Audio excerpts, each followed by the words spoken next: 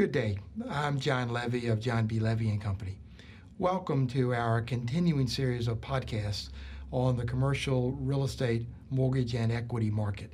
Recently, I was listening to a song from a West Coast rock and roll band where the chorus went something like, "I'm not sick, but I'm not well."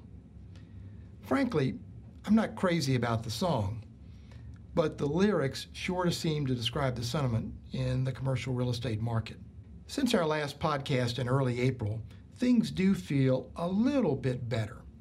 The stock market's up nicely, and the government alphabet soup programs are just beginning to work. But to be truthful, commercial real estate is a lagging indicator, and it's not clear we've hit the bottom. And even if we've hit the bottom, there's no sign that we're heading up, even gently. There can be no question but that we're in the throes of what can only be called a violent deleveraging. Most of us, frankly, including us, have never seen anything like it. Values will decline some 25 to 40% from the peak before this is all over. REITs, real estate investment trusts, have seen the deleveraging that is needed and the loss of value, and have been on a tear to raise new equity. More than 3 dozen REITs have raised over $12 billion just in the last couple months. Private developers, for the most part, aren't deleveraging. They are waiting, hoping that values will recover quickly. Frankly, that reminds us of that old business saw, hope is not a business strategy.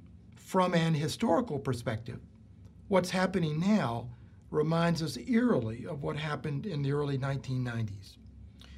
REITs raised new equity in the early 90s long before private developers determined that they needed to do so as well. On the debt side of the equation, there have been no new securitizations since 2009. CMBS servicers are frankly facing a tsunami of requests for loan extensions from borrowers that can't find replacement debt, so-called maturity defaults. For the most part, most of these extensions are 6 months to 1 year.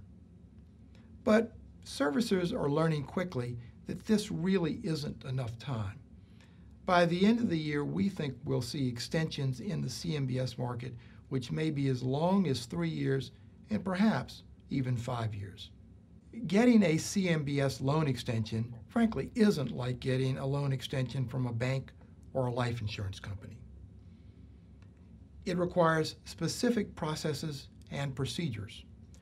And borrowers who are requesting extensions without a mortgage banker or an experienced investment banker, we think are at a distinct disadvantage. In fact, in our opinion, it's like going to court without a lawyer. Sure, it's cheaper, but only in the short run. We hope you've enjoyed this podcast, and we welcome your comments by email at jlevy@jblevyco.com or by phone at area code 804-644-2000, extension 237.